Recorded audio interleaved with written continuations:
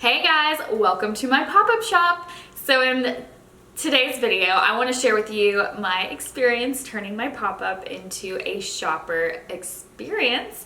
So of course I'm starting with packing up the car, getting everything loaded. It's always such a feat to get everything ready to go. And here I am, we're moving to the actual pop-up event. So this one was a pop-up event that took place in a park next to an apartment complex. That doesn't sound like a great spot for a pop-up event, but it's actually a park that has a walking trail called the Beltline, which is one of the most walkable trails in Atlanta, in the city.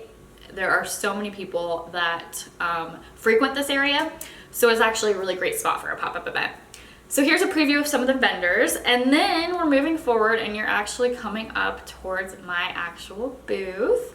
And I really mixed it up with this particular pop-up. You may have seen my previous video that was sharing myself launching this new collection of hosting items in addition to my clothing, which I've always had clothing for as long as I've done pop-up events. I've always done clothing. But with this particular collection, I wanted to have a freebie, and that's what you're about to see on the screen here. So with this freebie, it was a cocktail kit, and it was actually something I was selling. So it came with some dried fruit to put into the drink, which is what I'm getting ready in this particular clip.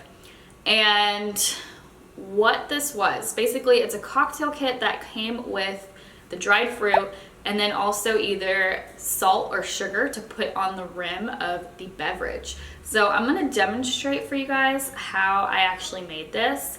And what you'll see is that this was something that really enabled me to open the conversation with shoppers coming by.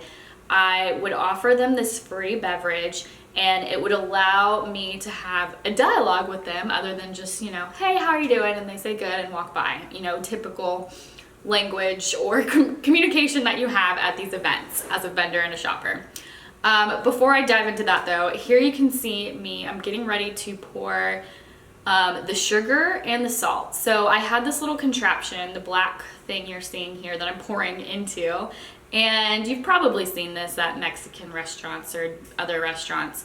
And it's basically just the contraption that allows you to make a rim for your beverage. So I did not have any lime, unfortunately. So once I was done pouring the salt and the sugar, I actually took one of the sparkling waters. So I was making mocktails. I was not giving out alcohol because I just didn't want to deal with worrying about the liability or checking IDs or anything like that this time around. So I have these sparkling waters. I was using Spindrift.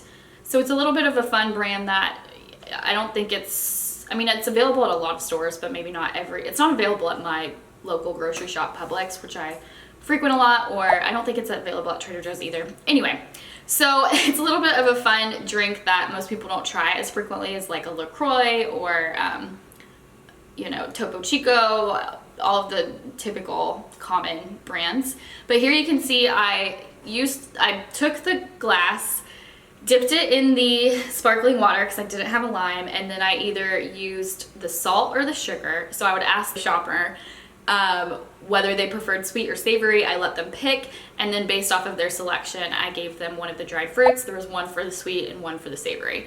And here you see it, super cute. I thought it was an adorable thing to give out, and I think it was perfect for this particular day because it was a nice spring day in Atlanta. It wasn't too hot. It was pretty overcast most of the day, but it was still nice for people who were on long walks to have a cold beverage.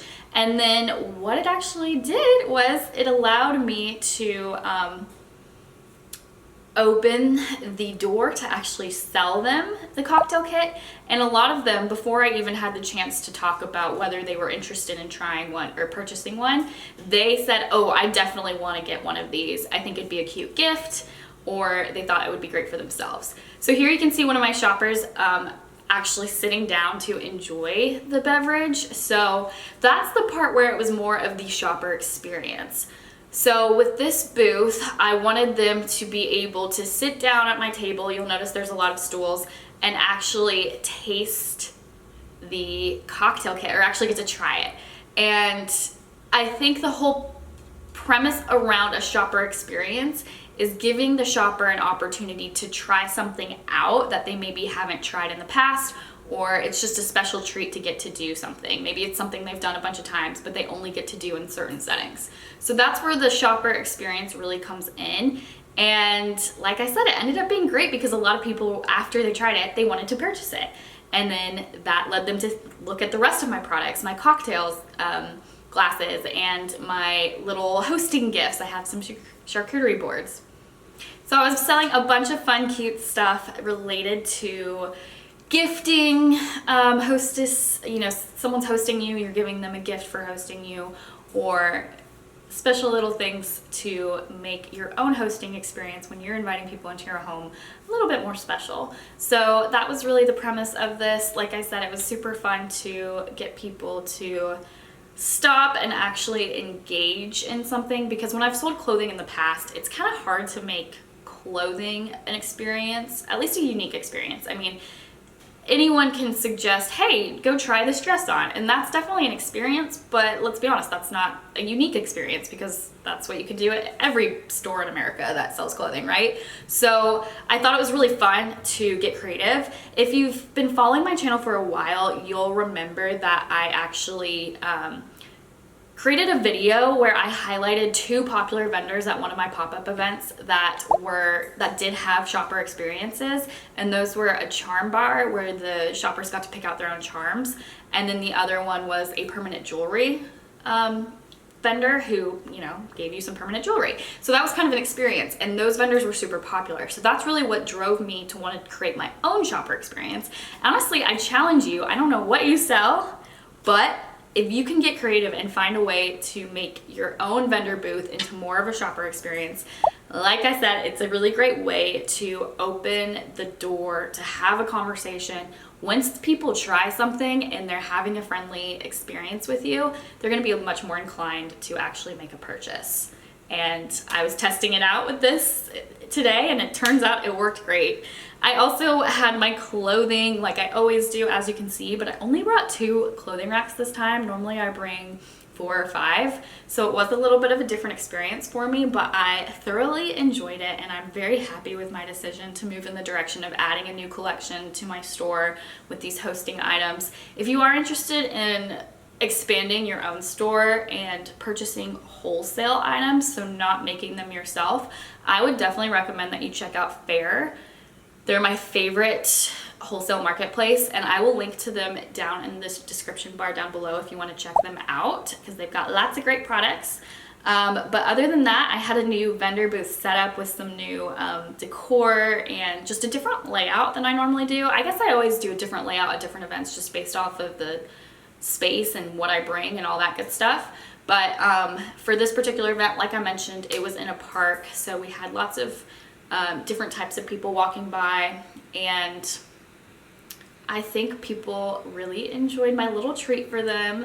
I had such a blast popping up at this event. I do plan to make a video where I highlight some of the other vendors that participated in this particular vendor booth, so you'll definitely want to check that video out when it comes out.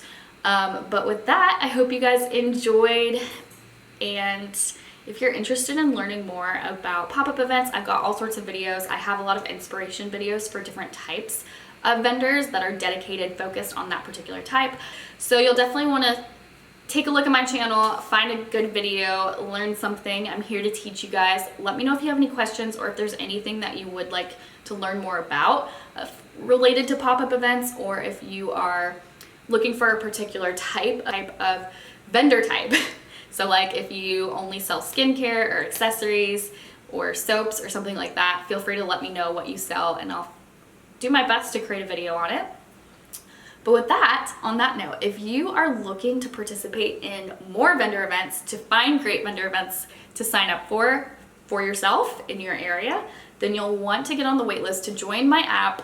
I have been working so hard for over a year, almost nearly 2 years at this point, and this app is going to help you get connected to amazing events. You're going to be able to read reviews about the events before you sign up, and you're going to get to learn from other vendors. There's going to be a lot of great features. So definitely make sure to sign up for the waiting list to get exclusive early access. But other than that, I hope you subscribe. I'll see you next time.